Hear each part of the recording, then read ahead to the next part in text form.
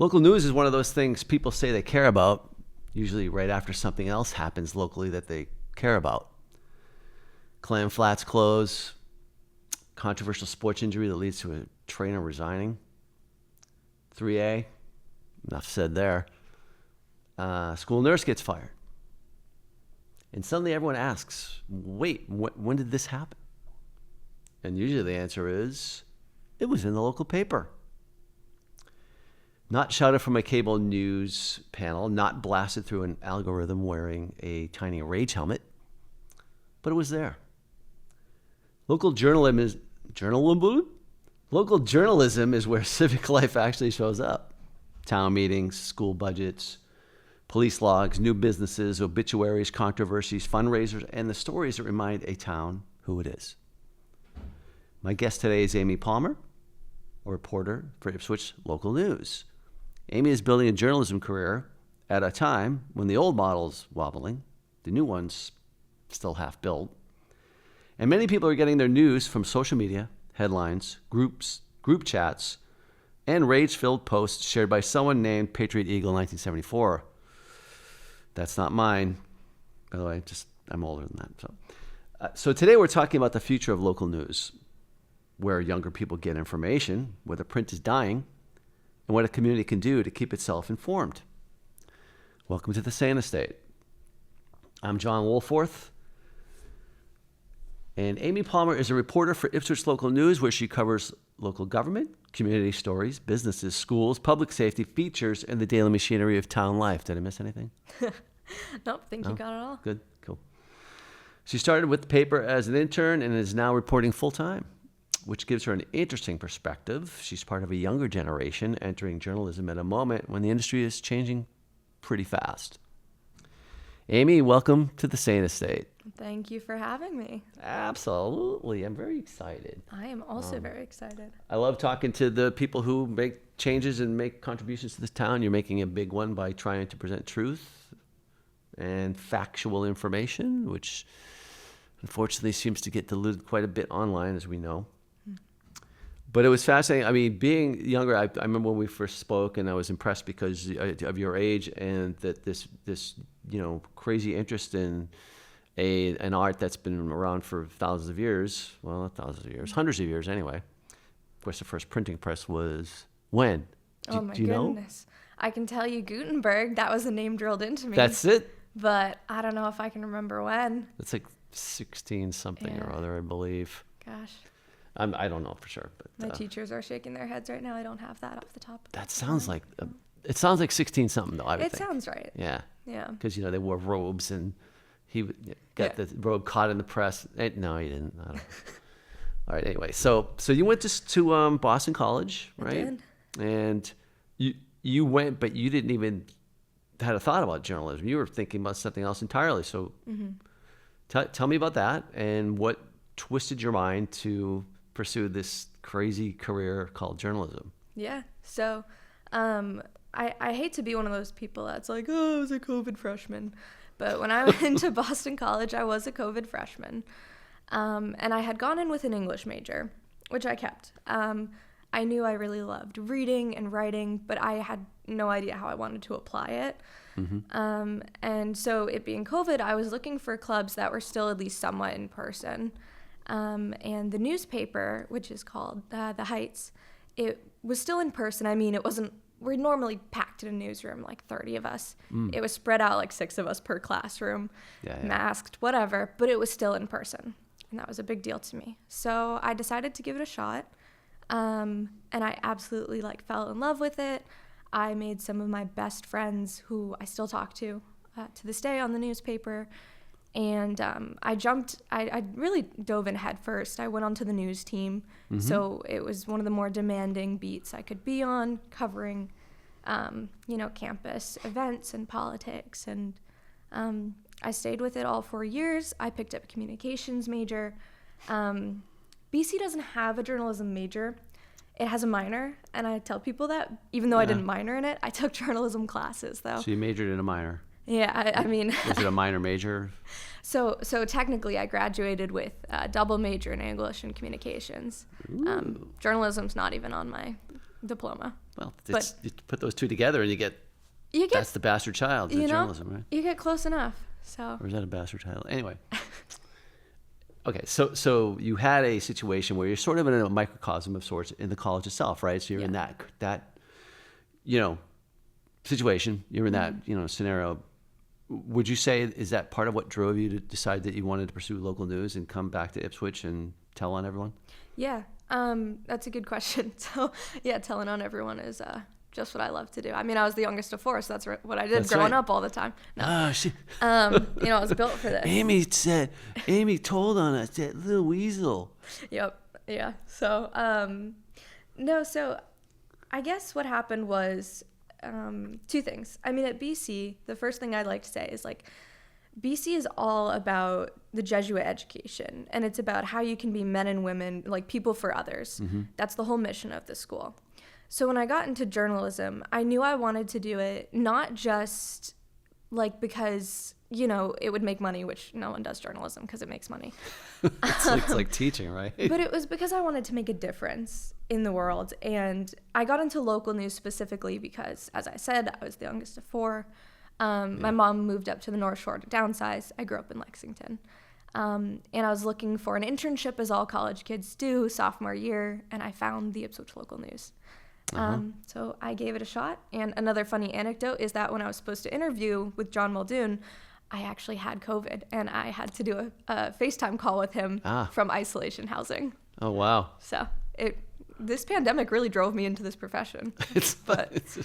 I really see journalism as a big force for good in the world, and that's BC is all about what am I good at and how can I use it to help others. And I think that was what drove me into this profession. I knew I was good at writing and talking to people, and sitting through sometimes boring meetings and managing to pay attention most of the time. So that's a big deal right there. Yeah. I mean, it is tough when you have to essentially report the facts, report the interactions and all that, but you have to obviously pay attention while you're trying to do that. Yeah. And then sometimes you can't put your opinion into it. At that point, you're just trying to gather information, right? Absolutely. Yeah. My job is not to tell you what to think. It's to tell you what happened, so you decide what to think. Ooh. That's a twist. Makes sense, though. I agree with you. So, we get the paper and we read the paper, the story, and we see the photo, and we just say, maybe we have something to say about it, maybe we don't. But what we never think about is, how did that get there? How did that story get made? Who wrote it? How did it come together? Who brought it to your attention? Those kinds of things. So what do you think people are not seeing about the reporting process because they're only seeing the end product? What things do you think are people missing or not appreciative of? That's such a good question. Mainly a lot of the time we spend sitting in those meetings, right? I mean, I cover the Ipswich School Committee, for example, and they meet the first and third Thursday nights of the month, and the meetings start at 7 p.m. They usually go till 10 at night. And I'm usually, there will be teachers or parents there at the beginning for public comment, but I'm usually the only person there with the committee members right up until the end. And so when you see a story trying to think of a recent example. I mean, I hate to rehash this, but if you bring up the athletic trainer, for example, part of what people don't see is that was me sitting in a 2.5 hour meeting, and it was maybe just a 10-minute portion of the meeting where they talked about, right, what does MIA coverage actually stipulate we do. But that's the part that everybody was sort of interested in, right, in this particular situation. Yeah. So yeah, I mean, it's not as glamorous as it looks. We're not always chasing Ed Sheeran downtown as much as that was one of the best days of my life on this paper. Oh, so you were there? Yeah, Trevor and I were following Ed Sheeran with all the, big TV stations and the helicopters circling, and that people love, but that's not what local journalism is usually ever, but on most days. It's a lot of those sitting in those meetings at night. It's a lot of those conversations where you meet with someone, say, I'm at Zoomies all the time, and I'm going to give them a shout out because I have their chai right here. Trevor jokes that that's my my actual office because I spend so much time there. Because what journalism looks like to me is sitting there and letting people come up to me and tell me their ideas too. Yeah. So stories come from all sorts of places. And like I said, it's not always the big fanfare that you would expect, but it can turn into something that a lot of people talk about. I think that's a good story in itself. I mean, Umesh, did I say his name correctly? Yeah, Umesh is the owner of the one in Topsfield, and then his brother Babesh runs the one locally here. Okay, so I'm not sure which one I spoke to. They're both great. Yeah. And very nice, yeah, they're both people. really open and fun. You know, they seem fun and like they seem like they really love what they're doing, which is important, right? It's like, like you. Yeah. Love what you're doing. So, you know, but I thought would be a story. That's a good character story, right? I mean, if we're talking about, you know, immigrants coming to America and then making it, you know, living their dream, achieving what they wanted to do, which was start a successful business, right? In his case.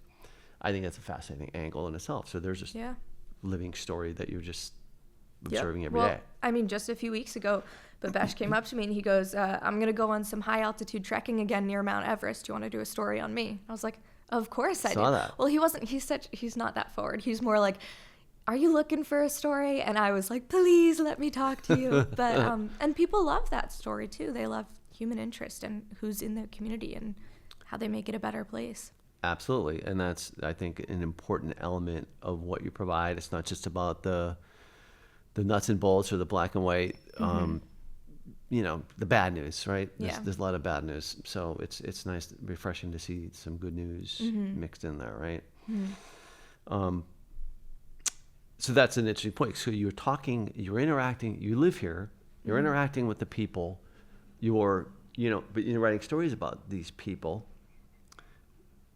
How does that affect the way that you do it? Another good question.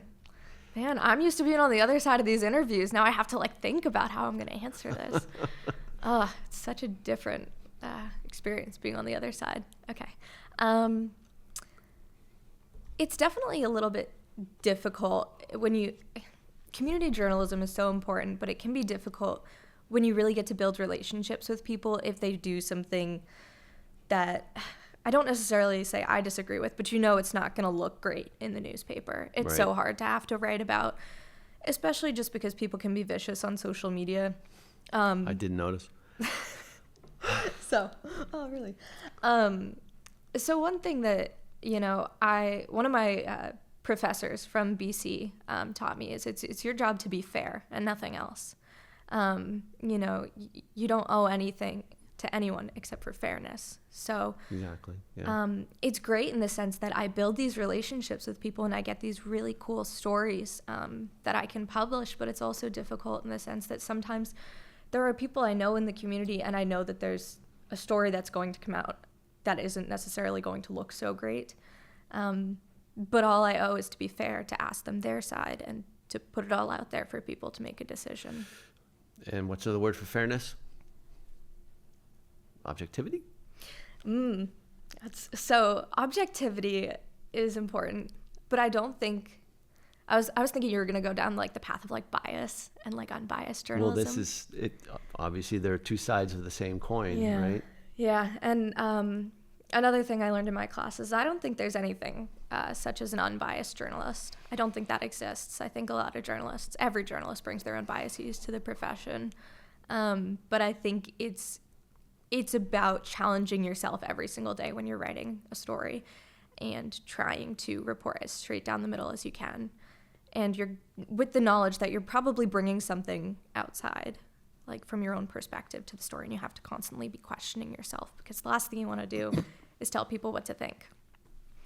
Unless you're an opinion or humor columnist our fantastic crew members. Yes. As you know. Doug and Bob. Yep. They'll tell you what to think. I'll let them. Yeah, but it is important to sort of put that bias in a box, and I think that's what you're getting at there. We're saying trying to report it straight down the middle, present both sides of the story, not the third side. Well, I think we're trying to get to the third side. If the old saying proves true, your side, my side, and the truth, right? Yeah. So, but you have to find that middle ground where the truth is supposed to live, and so a challenge, right? And I agree with you totally that everybody has their own biases, and so that's always, I think, one of the biggest things you have to be aware of. Yeah. I mean, you also brought up, the idea of balance and giving everyone an equal voice. And there's a difference between balance and accuracy, because there's balance when you're going to give two people the exact same weight in a story, but you can't always do that. You have to be accurate, which means, say, here's a really good example. So when I was in college, they mandated the COVID-19 vaccine. Gosh, I keep coming back to COVID. I need to let it be. Anyway. Antivirus is here to take its place. God, don't get me started on that. I am such a germaphobe. So anyway, when that happened, there was a group of parents that petitioned for exemptions for their kids because they didn't want them to have to take the vaccine. Right. And so we did a story on this, and the difference between balance and accuracy was balance would be giving the parents, and one of our sources was Phil Landrigan. He's a global health professor and incredibly knowledgeable in the field. And we talked to also some other virologists and professors. And it's important in terms of balance to give them both a voice because it's equally important, like what they have to say. Right. But we had to be accurate about what the vaccine actually does do to your body and what it doesn't do to your body, and what exemptions are currently allowed and aren't currently allowed. And this might get people mad at me. I don't know. It was a tough needle to thread because I don't want to dismiss parents who maybe had an experience with their kid that was frightening and they believe it had to do with the vaccine, and maybe it did. But I also had to take into context, like, what's the statistic of that kind of, how often does that side effect happen? And is it true that that side effect can happen? And generally speaking, what is the efficacy of this? And we got a lot of angry parents saying we're never going to talk to you again because they didn't like the way we represented the story. But we had to focus on accuracy and what was true, or what we understood to be true. And I assume you tried to explain that to them. At that time, I was a lower ranking editor, so I assume that fell more to the the editor in chief. Any sort of responses I sent on to them. But I think nowadays, I would say, I'm sorry you felt this way, and I appreciate you giving me your time. Yeah. And if you have other concerns, write a letter to the editor. That is one of the biggest avenues we always encourage, because it doesn't mean it's, never talk to us again. Don't do that. But that's a great point. You are pursuing the balance, and you're trying to obviously be accurate in the way that you present the story. And such a hot button topic, right? The COVID the COVID vaccine and COVID itself. And I'm sure you've probably experienced this. A lot of reporters or a lot of people that write articles are challenged later when new information comes to light because you seem to be changing your opinion, but it isn't really your opinion. You're writing based on the facts that you're receiving. Have you had any experiences like that? Where people think I'm writing my opinion? Well, where you're writing something that is contradictory in a way, maybe to a degree, than something you had previously written about the same subject. Yeah, absolutely. It's hard to come up with examples on the spot, but there's definitely been times where my beliefs have been challenged. But in terms of things I've written before, it's always important to get people the right information as quickly as possible, I believe. And so, for example, if I am wrong, and that I do not like to be wrong, generally speaking, but I also don't like to be wrong because I want people to trust us and trust me. I'm quick to issue a correction, for example. And if something new comes to light, I'm quick to put that out as well. I don't know if I can come up with any examples right now. Maybe I will later, and I'll jump in and I'll interrupt you in the middle of a question. I thought of it. But, bingo. Yeah, exactly. Yeah, that's fair enough. It's funny because the next question I was going to ask was about trust and what you've learned about it, how to build it, maintain it. I think you've elaborated a little bit on that. Is there anything else you might want to add about the trust factor? Yeah. I think it's such a shame to see the decline in trust in journalism. Right. That's really disheartening to me. And it's always good to be skeptical, especially if you don't know who's behind what information is being put out. Yeah. I think a great example of that is back when, Big Tobacco, and there were lawsuits about it causing cancer. And Big Tobacco would fund these, studies, these groups, and put out research that it was actually okay. So I understand why there's some skepticism behind who's publishing what. Mm-hmm. I hate to see it when it comes to journalism, though, because we're really trained to be critical and to understand misinformation and disinformation. And I think a great way of building trust is just being, especially in community news, being out there. So once again, sitting at Zoomies so people can see my face. Yeah. It's so easy for people on social media to go on and say, look at the state of, journalism these days. That's actually like a direct quote from a comment on one of my articles. People have said, like, what a shame. This is embarrassing. The state of local news. I meet them in person and they would never say that to my face. Correct. And even if they thought it. And I think it's so easy to just throw insults. And I think when you actually meet people in person and they understand that, we all have a common goal. We want what's best for the town. Yep. That's how you can start to build that trust, as they see that you're not out to get them or to accidentally say something was something it wasn't. I was going to give a very specific example, but then you could probably find the commenters on that post, so I'm not going to. But that was a mistake I made that really lives with me. So I think a big way of building trust is letting people know who you are and finding common ground, because even if we disagree on certain points, we both want what's best for the town. I think that's the end goal, right? I mean, Mm-hmm. that's part of presenting the truth, is having people understand where things stand in whatever particular subject it is. Mm-hmm. I mean, were you at town meeting last night? I was not. I wasn't either. So Well, then what are we doing here? I'm a terrible person. Yeah, me too. I'm like, I can't speak for anything because I wasn't there. I right? let Trevor and Eric do the job for me, and I just read what they put out after.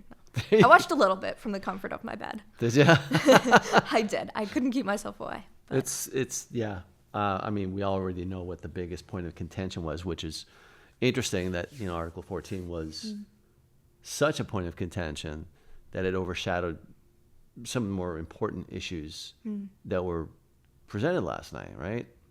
And I'm not saying good or bad. What I believe in is democracy, and I think democracy was working, and a lot of people had an issue with that particular article, or, it's just, it is what it is, and I think we all need to get a little bit, lighten up, right? So, being that, how many people your age you think were at town meeting? Zero. Zero. Zero. I mean, I wasn't at Ipswich's town meeting, but I was at the Raleigh town meeting the week before. Yeah. Because I live in Raleigh and I cover Raleigh, albeit only online now, which breaks my heart. I mean, we still put stuff in print, and we still drop off in Raleigh. It's not the same as delivering to houses. Right. But it's still important. Anyway, here's me going off on a tangent about that. I was telling myself I wouldn't. No, I understand why the decision had to be made. But there are people who feel strongly one way or the other. There are. It's unfortunate, but I mean, I would assume that part of the decision was based on finances. Purely financial, I think. I mean, yeah, and then I'll actually answer your question after this. But it was, I don't want to speak too much because it wasn't like a decision I made. I came on as the full-time Raleigh reporter, and it was clear after a couple of years that we were in a deficit and we weren't making up the money we needed to cover the cost of delivery to homes. Right. And I don't want to speak too much to the decision, but no one wanted to stop delivering to Raleigh. No one wanted to stop putting I should correct myself, to stop putting papers in Raleigh mailboxes, because we still drop off in some key locations. Please continue to pick it up. There is Raleigh coverage this week of the town meeting. So it was a heartbreaking decision, but it's just another example of like what's going on in newspapers across the country. It just isn't financially feasible. And if there's a big donor out there in Raleigh who wants to, I don't know, say dump $30,000 into our pockets, we'll be back in your mailbox. Something like that, making up numbers. But that was what I thought was the case. I mean, if you're not getting enough donations from Raleigh to support the operation, then there's no other really way you can do it. Yeah, and that's hard, especially someone who lives there. I mean, it's a big difference when you get it, because you can. Someone commented on Facebook that they used our paper for fuel for their fire. And I said, hey, at least you're using it. But also, like, at least you're getting it and you're forced to look at it. Mm-hmm. And that's different than having to, like, consciously go to the store and pick it up, or go online, right? But anyway, all that aside, going all the way back to the town meeting question, I was, like, the only person my age there. And we barely even had a quorum. We had, actually, I shouldn't say that because I don't know the exact numbers, but I know that we had reached a quorum on time, which is 100. Rowley's got a population of almost 7,000. There were only 100 people that showed up at the meeting, and I did not see one person my age there. So, and that's one of the questions I was going to ask you, but it wasn't the next question. But now, since we're on that subject, what types of local stories tend to attract local younger readers? Like, what are they interested in? Yeah. It's hard to say as someone who's always doing the news, like, what do people actually read?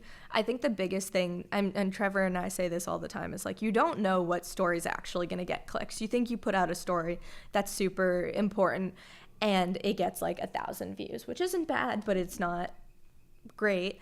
And then you put out a story you don't really think twice about, and suddenly it blows up and it gets picked up by other stations, and or it gets put out onto, I forget what it's called. It's like a website that draws people to you, whatever. I don't even remember. But it's hard to tell what's going to gather attention. But I think younger people, they care about the stuff that's going to come across on their social media feed. So the biggest example I have recently is the vandalism that happened at Three Sisters. Okay. So that was a story that I broke, and it got picked up by news stations. I mean, it was on TV. It was, saw that. Right? It was NBC 10 Boston, I think, did something. The Globe picked it up. The Salem Daily News. I know the Hamilton Wenham had it in print. It went everywhere. That's great. That's awesome. Yeah. And it was really great to see the impact of my work. I mean, within 24 hours, it had like 30,000 clicks. And that was not something I was expecting. But I think that's something, for example, that young people gravitate to because it came up on their social media feed. So it's a pleasant surprise, but it also aligned with their interests, which was interesting in itself, right? Because why do you think this story was so appealing to them? I think the shock factor. I mean, this is an organization that is growing food for people who need it, who can't afford it. And I think the shock that it appeared someone, I still don't know to this day exactly what happened, but it appeared that someone had gone in and destroyed thousands of dollars worth of food that was being grown for people who can't afford. I think the shock factor is what draws a lot of people to it. I mean, I can't list them all off, and I'm going to apologize to my journalism professors in advance, but there's generally 7 things that are like of newsworthiness. And one of them is just like conflict. People are drawn to car crash pictures and stories of violence, unfortunately, morbid curiosity. But then it can turn into something good. And that story did, because within, I believe it was 3 days, I gave Liz Green a call back, the executive director, and I just said, I just want to check in and see how things are going and potentially put out another story. So I'm going to be honest with you. I'm calling you for more than one reason. How are things going? And she said, we've already had enough donations to cover the cost of everything we lost. Which is a really good, that's a feel-good story. Yeah. Right? And so I put that out, and that only got like 3,000 clicks. And I was like, come on, guys. Like, we only want to talk about the vandalism. Let's talk about the community. The bad part's done, The monster came. Now we don't care. Yeah. Yeah, exactly. So that's... it's hard to tell what people care about, but I don't think the story about people rallying behind her and that organization was no less important, I think. So if you could only package the element there, that was whatever that was, right? If you could define it, then you could say, hey, we could, let's package this stuff every week and we'll get some more readership, right? For the younger generation anyway. Yeah. Which, by the way, so if they're not really that swayed by a lot of local stories, where are they hanging out? Where are they getting their information?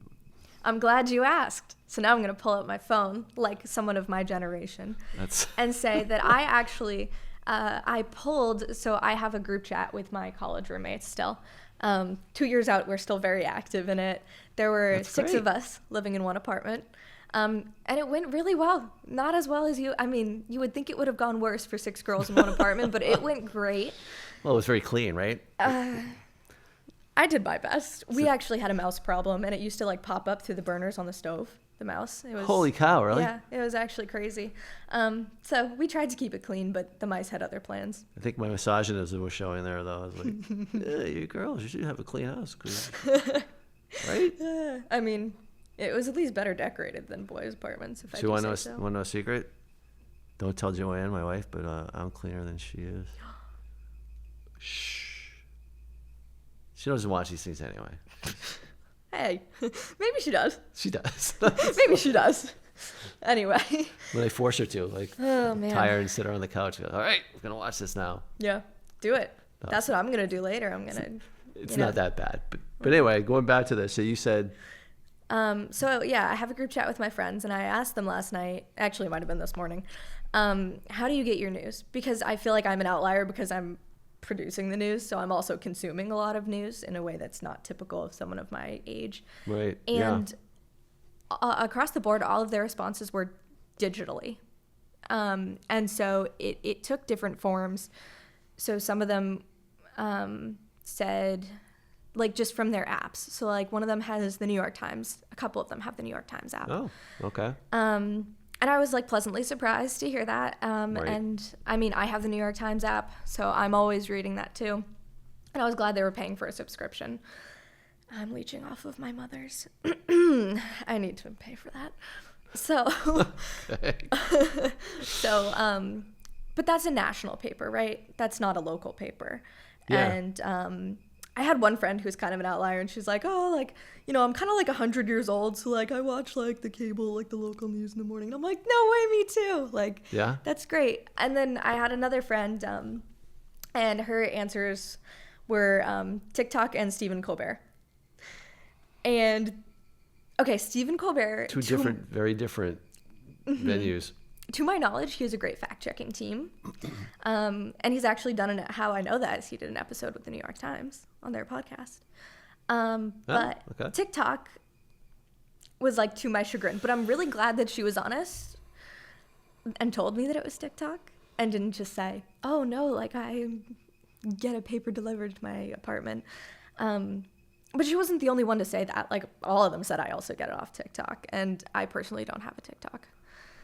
I'll let you in on that secret. I don't either. Oh, crazy. I have to get one. I should get one. Yeah. But anyway. Put this on TikTok. Maybe they'll see it. No. Right. So, and so I think it's digital. None of them said they get, like, a physical anything, which is what makes our paper unique, is that we deliver to homes here in Ipswich, like a physical copy. Yeah. So, well, TikTok, would you really describe it as a bastion of truth? No. Okay, I will be the first to say no. There you go. You know, when they tell me that, sometimes they'll send things in the group chat and be like, oh, did you hear this happened? And I'll say, where'd you get that from? They'll be like, TikTok. And I'll be like, I say, go back and find it from a reputable news source and then talk to me about it. And I've kind of earned a little bit of a reputation for that. So social media is not your friend. Nope. It can be useful as a tool. I'm not going to say we don't use it. Like, we get stories all the time from Facebook. Yep. And we put our stuff out on Facebook. But I don't think there's an algorithm that's built specifically toward what you like and what will keep you glued to the site longer. Right. And that goes for news too. So the information you're going to get is things it sees that you already like and pay attention to. And it's going to keep you on there longer. True or not. Yeah. So true or not. Exactly. And so I find it troubling that they see something on TikTok, and I don't think my friends do their due diligence, and they see a 1-minute clip, and if it's not enough, they'll go and they'll look into it. But a lot of people don't do that, and they'll just see a 1-minute clip and they'll take it for the truth. Mm-hmm. And some people even trust social media, I don't know if they're influencers or bloggers or what you want to call them, more than local or more than national journalism, for sure, journalists and journalism institutions. That's what I found amusing. I was going to bring that up too, how, part of what I talked about how news has changed or journalism is changing is a lot of people are just adopting the moniker of a journalist without ever actually learning to be a journalist. Mm-hmm. And that is, I think, part of the problem, Yeah. as you're getting at, I think. And while we're just to throw this out because we're on the subject, but I mean, and you did say your friends have the ability to do due diligence, Mm-hmm. but as a whole, people your age, do you think that is actually the majority? I don't. They can't discern a report from a commentary, from a noise. I mean, we see that all the time with our paper. People would be like, "Oh, you wrote this article," and I'm like, "No, honey, that was like an opinion columnist. Like, that's not a news article." And I don't mean that in like a condescending way, as much as it came off condescending because to me, I'm like, "Oh, come on." But I've been doing this for years, so that's different. It does. I'm sure it gets to you. It does get to me because there's a huge difference. And one thing I did want to bring up is that, like, in the age of artificial intelligence, I think there's so much misinformation and disinformation out there. Right. And I think one thing that journalists do that, like, these social media influencers and bloggers and just like Reddit posters who are just like you and me, journalists are trained to get to like the heart of the matter and the truth. Like, we build sources. So we're talking to like authorities on certain subjects. So we're talking to like a biologist who's doing the testing for the clam flats, like the water quality testing, right. Or we're talking to DMF, or we're talking to the police chief. And a lot of these stories, they don't do that. Another thing is like we learn what questions to ask and what to look for. And I think with AI out there, people just you can't even tell sometimes when you look at a picture if it's real or not. And I think that's where journalism plays an important role and like will continue to play an important role. We're trained to be skeptical and to interrogate that.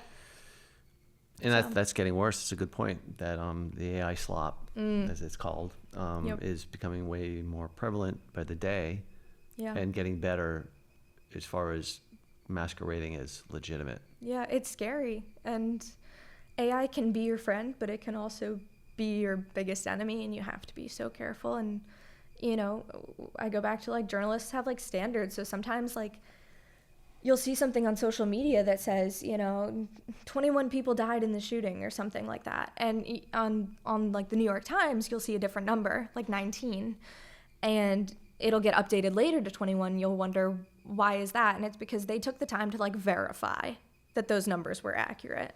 Right, so they went to reach out to their sources. They went to look at documents that proved what they were seeing. And that's something that, journalists hold themselves, and these institutions hold themselves to really high standards of like, what are we going to publish? And you can't publish anything you can't substantiate or say, we tried to and failed. Right. And people on social media can say whatever they want, and they don't have to check it. And I think people don't have the media literacy anymore to see that and to question that, and much less to question. I like to say with journalists, you know who it's coming from, but on social media, you don't know who's behind that clip, and you don't know if they edited that clip or if they only videotaped 20 seconds of a 1 minute interaction and spliced it together for clicks. And right. You just don't know those kinds of things. And so that's why I'm so skeptical. Social media is not a terrible place to first get your news, in my opinion. Like, if you're scrolling and you hear about, for example, there was a shooting on Memorial Drive in Cambridge. Right. My boyfriend and I were just there the week before taking pictures of little goslings right around the Charles. Right where that happened? Right where it happened. And I found out because he saw it on Reddit. And I don't think it's wrong to first be scrolling Reddit and see the video of this guy, like, shooting. But the first thing I did is then I went to the Boston Globe. Mm-hmm. Because I was like, okay, I know they're going to be there. And I got information that wasn't on Reddit, which was that, it wasn't entirely helpful at the time, but it was that the police didn't have a known motive yet. But they did have a history of this guy having convictions before. And he was previously in a shootout with police officers in 2020. Really? Yeah, it's a fascinating story, and there's a lot of questions about how what happened, but I saw a clip and I scrolled by because I don't know the validity of it, but it was some guy trying to interview a judge who supposedly let this person out or didn't let him serve the maximum sentence. Something like that. But anyway.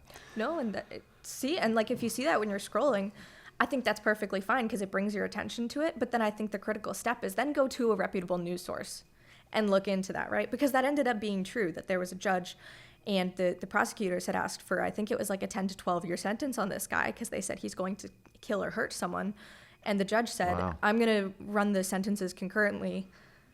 And then he got out and then he went and shot people on the street. That's and insane. It's insane. And it's why journalism is so important, because how else would you know that without someone going, talking to these people, looking at these documents, seeing, when he was arraigned in court and seeing the charges from 2020, like that's the work that the journalists are doing for you.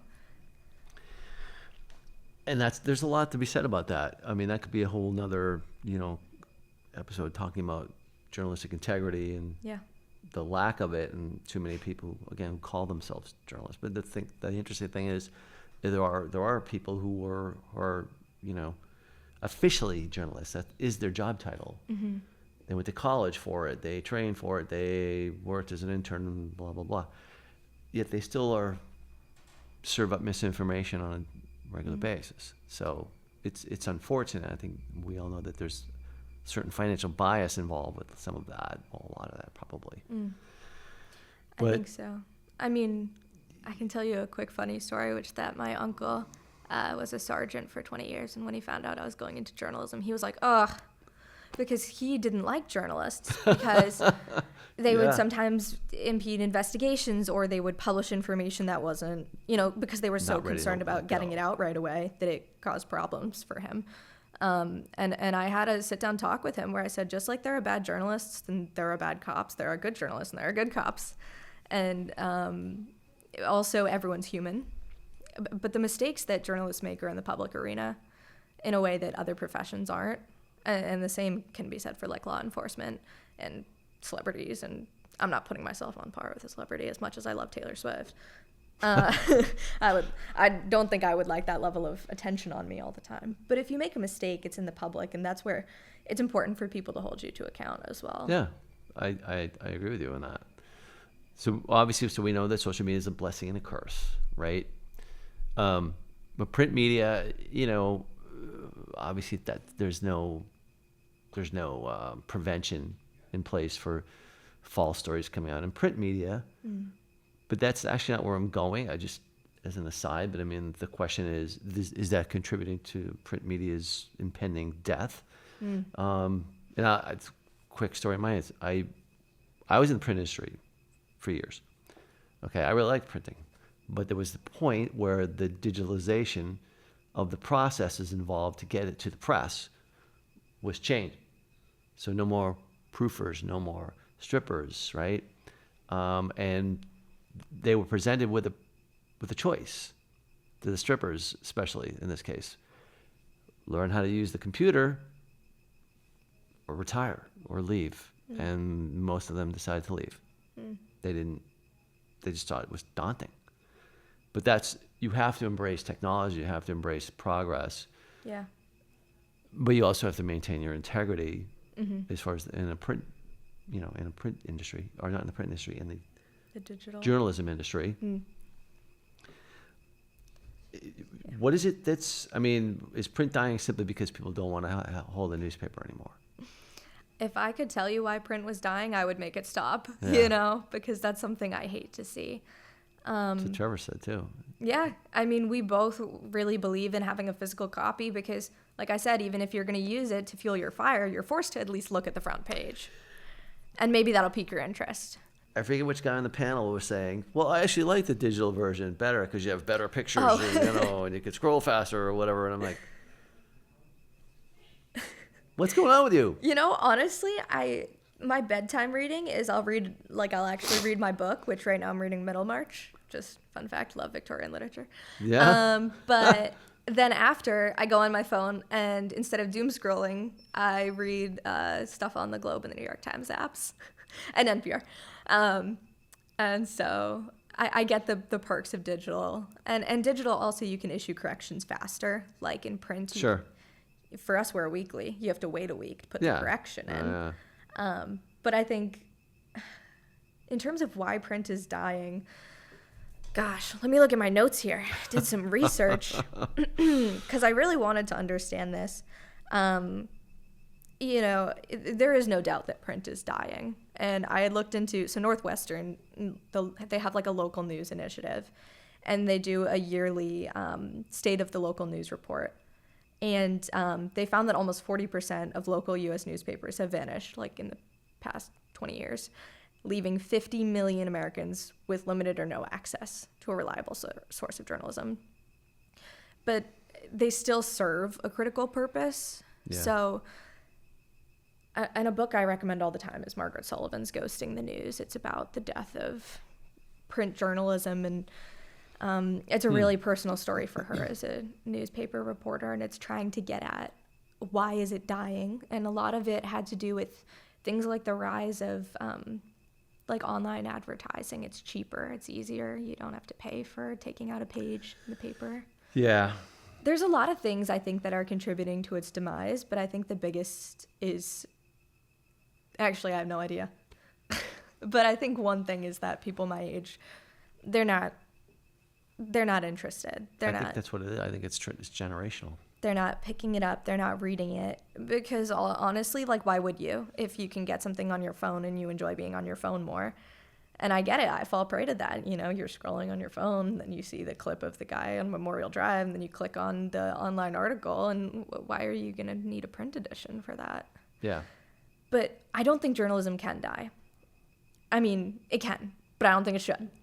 Because going back to my notes here, just from that book, just in the opening chapter, Margaret Sullivan was citing some research that's really interesting, which is that government officials, they conduct their work with less integrity and effectiveness when there's not a local newspaper. And the most poignant example of that is that municipal borrowing goes up when local news goes down. And the statistic the study gave was $650,000 per issue, which is absurd. And so it's just local news, it lowers your taxes. I don't know, I think that's a worthy investment. But also, without local news, citizens are less likely to vote, they're less politically informed, they're more partisan, they're more divided. And I could talk about this all day, but I just think journalism, just because you're not getting it in a print form doesn't mean that it's not important. Right. And I think it might need to evolve to meet the new generation in the place it's at. Mm-hmm. But I also don't know, because digital newspapers aren't necessarily more successful than print. They're you can't. No, they're not. They're all dying. There's a lot more competition too than there used to be, right? Back in my day, we didn't have digital. We didn't have a resource, an online resource for news. Mm-hmm. You watched the local networks, and you watched the local paper. Yeah. So I think people were more, as you said, and I think that's the intent of the Ipswich Local News and other local papers, is to keep the local population informed of what's going on in their town, because this is what they should be most concerned about. Beyond that, and I say this all the time to my wife, it seems like a lot of people don't understand how things work, how things are connected. Yeah. What happens in Washington affects what happens in this town. There is a direct line. Mm-hmm. And a lot of people refuse to want to recognize that. Take a drive down Route 1 and look at the gas prices. Mm-hmm. That's a direct cause and effect from policy in Washington to what you're getting charged on your credit card when you go to the pump. Absolutely. So there you go. So 2 quick questions to try and sum up this whole thing in a way. But for one, what would you say is the biggest challenge right now for local news? Is it interest, trust, staffing, or money? Can I say yes? Yeah. All of it. Can I just say that? Yeah, it's all connected, right? It's all of it. I mean, trust is definitely bigger in local journalism than it is in national journalism, and I understand, because that can get more partisan, and you don't know the people. Me sitting in Zoomies. Please come talk to me if I'm there. Give me a story idea, or just stop me from working. What's that? But I think staffing's a problem. I mean, like I said, this is not an industry you go into to make the big bucks and get rich. You do it because you care about it. Right. And I think that's an issue. I think interest from my generation is an issue. And one way I try to encourage that is when I publish something I'm proud of, I send it to my friends. I text them a link and I just say, hey, look at this. So that, just the practice of reading a local news piece. Word of mouth, telling people to read it. But okay, so again, we did touch on that too, like what attracts the young people. But as a whole, the town as a whole, what can you say to people to make them understand how important their town government is? Yeah. And how much, basically, they should be following what's going on. I mean, I would say it's important because it's going to affect them directly. When it comes to just even the bills they're paying for like their water rates or for their taxes. And if you have to call 911, are you funding the newest fire engine or not? Like, how fast are they going to be there? Everything at the local level is so important. And I think people are, especially with like digital media, they're so quick to just look at what's national, but just at the local level, like it's so important. That's where democracy begins.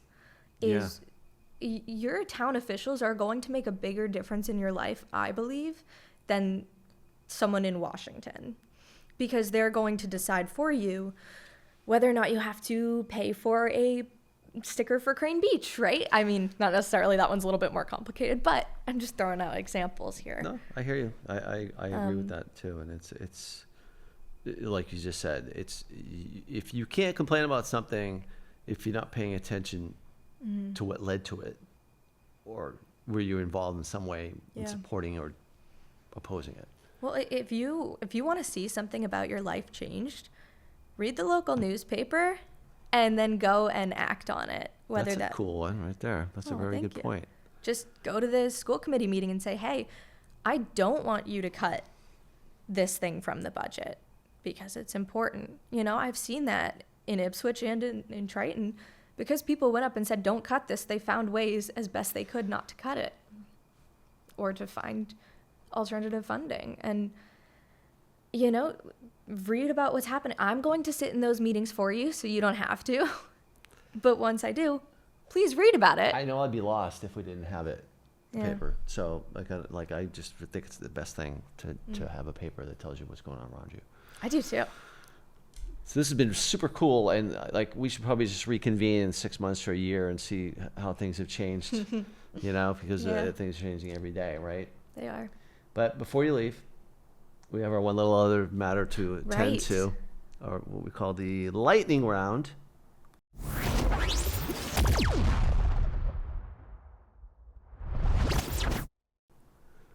And that is where we, throw out some very serious, very stupid questions. And you just have to answer off the cuff. What first comes to mind. Oh boy, are we gonna cut this? No, we're not cutting anything. And oh gosh, we're gonna do a very special one today because it's all about journalism. Well, maybe. I think it is. So ready? I think so. True or false? A newspaper is just a website that has accepted its fate as a tree. False. Okay, you were very correct. Okay, I'll run with that one. True or false? If an online version of a story has no insults in the comments, it legally never happened. I know I'm supposed to answer off the cuff, but this one has me thinking. I'll just say true. I don't believe it though. Who pays attention if nobody's yelling at each other? If a tree falls in a forest, does it even make a sound? That's right. If there's a comment stream and no one insults each other, does anyone pay attention? Yes, people still pay attention. So, okay. True or false?